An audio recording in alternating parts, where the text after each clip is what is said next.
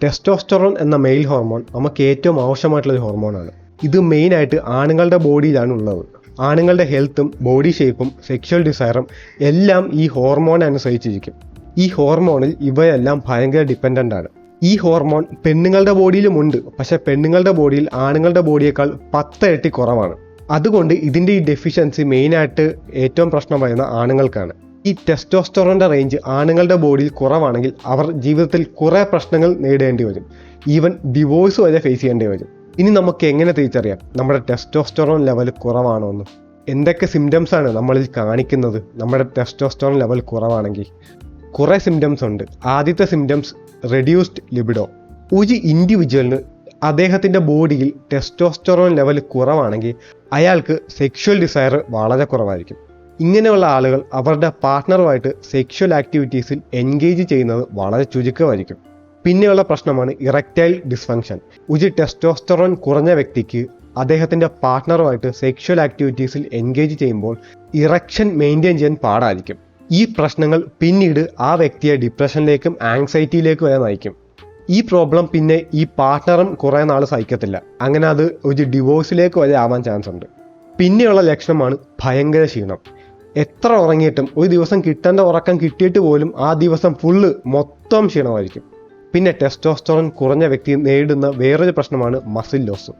നമ്മൾ എത്ര നന്നായിട്ട് വർക്കൗട്ട് ചെയ്താലും, എത്ര നന്നായിട്ട് ഡയറ്റ് നോക്കിയാലും, എത്ര എല്ലാം നമ്മുടെ ഹെൽത്ത് എല്ലാം നന്നായിട്ട് നോക്കിയാലും നമുക്ക് ശ്രദ്ധിക്കാൻ പറ്റും നമ്മുടെ മസിൽ മാസ് കുറയുന്നതും നമ്മുടെ സ്ട്രെങ്ത് എല്ലാം നഷ്ടപ്പെടുന്ന പോലെ നമുക്ക് തോന്നും. ഇതൊക്കെ മേ ബി ബിക്കോസ് ഓഫ് നമ്മുടെ ടെസ്റ്റോസ്റ്ററോൺ ലെവൽ കുറഞ്ഞുകൊണ്ടായിരിക്കാം. പിന്നെയുള്ള വേറൊരു പ്രശ്നമാണ് ഇൻക്രീസ്ഡ് ബോഡി ഫാറ്റ്. അതും പ്രത്യേകിച്ച് അബ്ഡോമിനൽ ഏരിയയിൽ. ഈ അബ്ഡോമിനൽ ഏരിയയിലായിരിക്കും ഫാറ്റ് ഒന്ന് ഡെപ്പോസിറ്റ് ചെയ്യുന്നത്.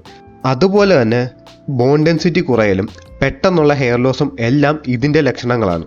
പിന്നെ നിങ്ങൾ എത്ര നല്ല ഹെൽത്തി ലൈഫ് സ്റ്റൈൽ ജീവിച്ചിട്ടും നിങ്ങൾക്ക് ഈ പ്രശ്നങ്ങൾ ഉണ്ടെങ്കിൽ നിങ്ങൾ എന്തായാലും ഒരു ബ്ലഡ് ടെസ്റ്റ് ചെയ്യണം. ഏതെങ്കിലും ലാബിൽ ചെന്ന് ബ്ലഡ് ടെസ്റ്റ് ചെയ്യുന്നതിലൂടെ നിങ്ങൾക്ക് നിങ്ങളുടെ ടെസ്റ്റോസ്റ്ററോൺ ലെവൽ നിങ്ങൾക്ക് അറിയാൻ സാധിക്കും. ആണുങ്ങൾക്ക് 300 to 1000 നാനോഗ്രാംസ് പെർ ഡെസിലിറ്റർ റേഞ്ചിലായിരിക്കും ടെസ്റ്റോസ്റ്ററോൺ റേഞ്ച്. അതുപോലെ തന്നെ പെണ്ണുങ്ങൾക്ക് 15 to 7 നാനോഗ്രാംസ് പെർ ഡെസിലിറ്ററിലായിരിക്കും ടെസ്റ്റോസ്റ്ററോൺ റേഞ്ച്. ബ്ലഡ് ടെസ്റ്റ് ചെയ്ത് കഴിയുമ്പോൾ ഞാൻ ഈ പറഞ്ഞ റേഞ്ചിലാണെങ്കിൽ നിങ്ങൾ ടെസ്റ്റോസ്റ്ററോൺ നിങ്ങൾ നോർമലാണ്. അതോ നിങ്ങളുടെ ടെസ്റ്റോസ്റ്ററോൺ ലെവൽ ഇതിൽ താഴെയാണെങ്കിൽ, ഞാൻ ഈ പറഞ്ഞ സിംറ്റംസ് ഒക്കെ നിങ്ങൾക്ക് ഉണ്ടെങ്കിൽ നിങ്ങൾ എന്തായാലും ഒരു ഡോക്ടറെ പോയി കൺസൾട്ട് ചെയ്യണം. ഇൻ കേസ് നിങ്ങൾക്ക് ഞാൻ ഈ പറഞ്ഞ സിംറ്റംസ് എല്ലാം ഉണ്ട്, പക്ഷേ നിങ്ങളുടെ ടെസ്റ്റോസ്റ്ററോൺ ലെവൽ നോർമൽ ആണെങ്കിൽ പോലും ഡോക്ടറെ പോയി കാണണം. എന്തെന്ന് വെച്ചാൽ ഇപ്പം ഈ സിംറ്റംസ് ഒക്കെ നമുക്കുണ്ട്, പക്ഷേ നമ്മുടെ ടെസ്റ്റോസ്റ്ററോൺ ലെവൽ നോർമലാണ്. അപ്പം നമുക്കറിയാം നമ്മുടെ ടെസ്റ്റോസ്റ്ററോൺ കുറഞ്ഞിട്ടല്ല നമുക്ക് ആ പ്രശ്നം വന്നത്, മറ്റേതെങ്കിലും ഒരു അസുഖമായിരിക്കും. അപ്പം അതറിയാൻ വേണ്ടിയിട്ടാണ് ഡോക്ടറെ കൺസൾട്ട് ചെയ്യാൻ പറയുന്നത്. പിന്നെ നന്നായിട്ട് വർക്കൗട്ട് ചെയ്തും നല്ല ഡയറ്റ് നോക്കിയും ലഹരിയിലൊന്നും പെടാണ്ട് ഒരു അഡിക്ഷനിലും പെടാണ്ട് ജീവിച്ചാൽ ഇങ്ങനെയുള്ള ലോ ടെസ്റ്റോസ്റ്ററോൺ എന്ന പ്രോബ്ലം വരാനുള്ള ചാൻസ് വളരെ കുറവായിരിക്കും. ടെസ്റ്റോസ്റ്ററോൺ റേഞ്ച് ഒരു മാനിൽ കുറഞ്ഞാൽ അദ്ദേഹത്തെ അത് ഫിസിക്കലിയും മെൻ്റലിയും ബാധിക്കും. ഒരാൾക്ക് അയാളുടെ ശരീരത്തിൽ മസിൽ മാസ് കുറഞ്ഞാൽ തന്നെ കുറേ ഹെൽത്ത് ഇഷ്യൂസ് നേരിടേണ്ടി വരും. അങ്ങനെ സംഭവിക്കാണ്ടിരിക്കാൻ ഈ ടെസ്റ്റോസ്റ്ററോൺ ഒരു വലിയ പങ്കുണ്ട്. ഈ ടെസ്റ്റോസ്റ്ററോൺ നമ്മുടെ മസിൽസിൽ പ്രോട്ടീൻ സിന്തസിസ് നടത്തും. അതിലൂടെയാണ് നമ്മുടെ മസിൽ വലുതാകുന്നത്. അപ്പോൾ ഈ ടെസ്റ്റോസ്റ്ററോൺ നമ്മുടെ ബോഡിയിൽ കുറവാണെങ്കിൽ ഇതൊന്നും നടക്കത്തില്ല.